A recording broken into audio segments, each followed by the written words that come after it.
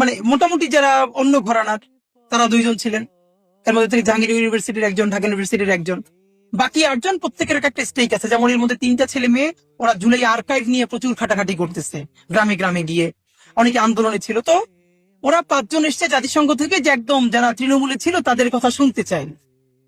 প্রথম ক্রাইসিসটা দেখেন, লোক 10জন, 10জনের মধ্যে থেকে যে 2জনকে সাধারণত আপনাদের এই অধিবেশনে বাংলাদেশের মোটামুটি কি বলবো যে শত্রু না বলি, অন্তত বৈরী মনে করেন, এরকম 2জন, তারা ধোঁয়াইয়া ইংলিশে ব্রিফ করলো। তারা 2জন, তাদের যা চিন্তা, তারা যা বলতে চায়, তাদের যা ইনপুট, জাতিসংঘের পুরো প্রতিনিধি টিমকে তারা দুর্দান্ত ইংলিশ বললো। বুঝে আপনারা নিজেরাও জানেন, কোন একটা ভাষা যখনই এটা সেকেন্ড ল্যাঙ্গুয়েজে চলে যায় ইন্টারপ্রিটেড হয়ে, তখন তার 50% স্পিরিটও ঠিক থাকে না। এটা তো খুব ন্যাচারাল। এখন বাকি যে ছেলে মেয়েরা আছে এরা খুবই গুড বয়, আন্তরিকতার অভাব নাই এবং প্রচন্ড পরিশ্রম করছে এই জুলাইকে বাঁচানোর জন্য। কিন্তু প্রথম 2-1 মিনিট ইন্ট্রোডিউসটা করলো ইংলিশে, এরপরে তারা শুরু করলো, ভালো করে স্বাচ্ছন্দ্যে বলতে পারছে না, তখন বললো ঠিক আছে তোমরা বাংলায় বলো, মানে ইন্টারপ্রেট করবো অন্য কেউ। তো তারা 5 মিনিট করে বাংলায় বলছে, অন্য একজনের ট্রান্সলেট করে দিচ্ছে। আমি শুনতেছি ও যা বাংলায় বললো, আর সেকেন্ড যিনি এটার অনুবাদ করছেন তার 50%ও ঠিক মতো ওই মেসেজটা যাচ্ছে না। এত কষ্ট সে রাজপথে করছে, সে যা দেখছে তা বলছে, ঠিক মতো মেসেজ পৌঁছাচ্ছে না। এই বাকি 8জনের কর্নারে বসা ছিলাম আমি, সর্বশেষ আমি আবার একমাত্র ইংলিশে বললাম যে ইংলিশটা ওদের পছন্দ হয়েছে। এর মানে দেখেন, এবার পার্সেন্টেজে হিসাব করেন। এই যে বাংলাদেশের সব থেকে বাজে কথা হলো, 90% মুসলমানের দেশে এই 90% যে তাকে বোকা বানাই রাখে সে বোঝে না। আমি তো বলি এই 90% না হয়ে যদি 9% হতো, তাইলে অন্তত মাইনরিটি হিসেবে আমরা কিছু সুযোগ সুবিধা পাইতাম। এখন এই 90%-এর গল্প করতে করতে সে কালচারালি 9% মাইনরিটি, সে পাওয়ার পলিটিক্স এর মাইনরিটি, কিন্তু সে নিজেই চিল্লাই বলে হ্যাঁ আমি 90%। ভাই 90% কোথায়, তোমার 9% স্ট্রিক কোথাও আছে? নাই তো। তো থাকার জন্য কি লাগবে? সেই স্কিল। খেয়াল করেন, এই 8জনের মধ্যে বাকি 2জন যারা অন্য ঘরানার, তারা 2জন আর 200 সমান ইফোর্ট দিল ইংলিশে বলে। আর এই পাশের 8জন, এই 8জনের মধ্যে একজন বললো, বাকি কেউ বলতে পারলো না। এর মানে হলো স্কিল ইজ দ্য প্রবলেম। আমাদের অনেক ভাই বোন আমরা যখন প্রোগ্রাম করি এসে বলে ভাই লাগে জীবন দিয়ে দেব। এইটা যে কেউ হিপোক্রেসি করে বলে তা না, আসলে সে জীবন দিতে চায়। কিন্তু আল্লাহ তো আগে জীবন দিতে বলে নেই একবার।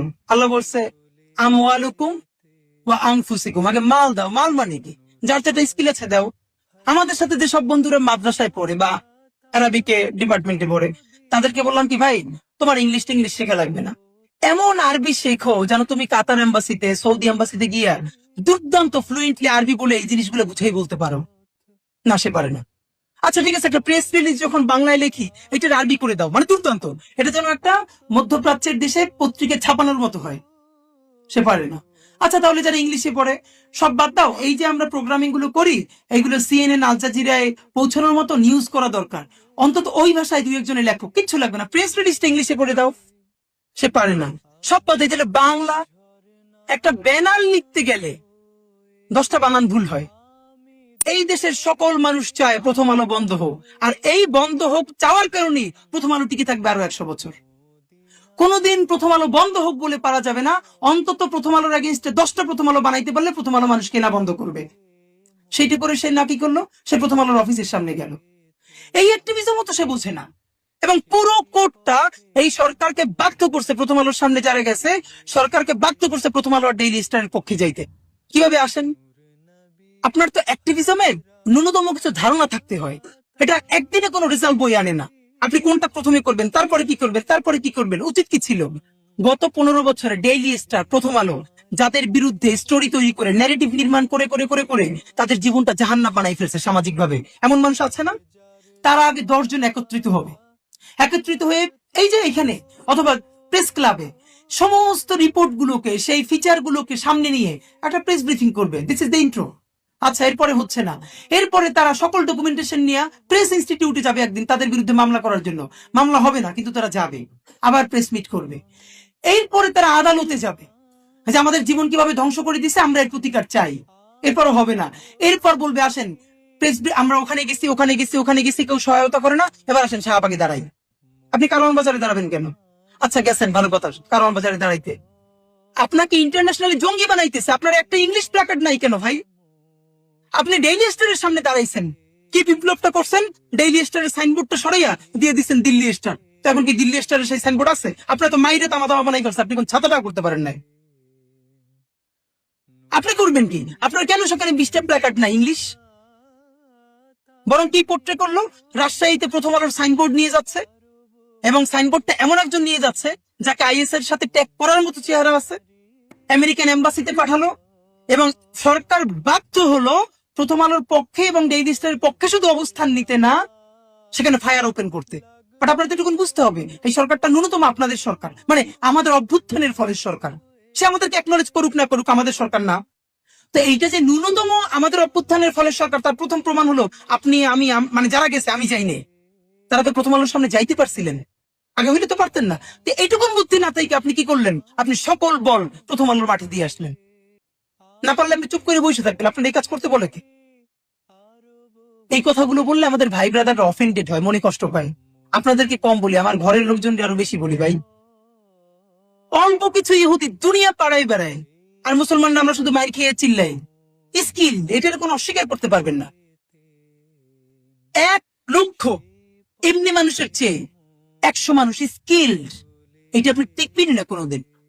আচ্ছা, এখানে এরকম 10টা লোক যে সিএনএন গিয়া দুর্দান্ত ভাষায় অথবা আল জাজিরা সেই ইংলিশে ট্যাকেল করবে, অন্যদের জবান দিবে, আরবিতে দিবে, দুর্দান্ত বাংলা বলবে, এই ফ্রেমিং গুলো বোঝে, ফ্রেমিং ধরা বোঝে।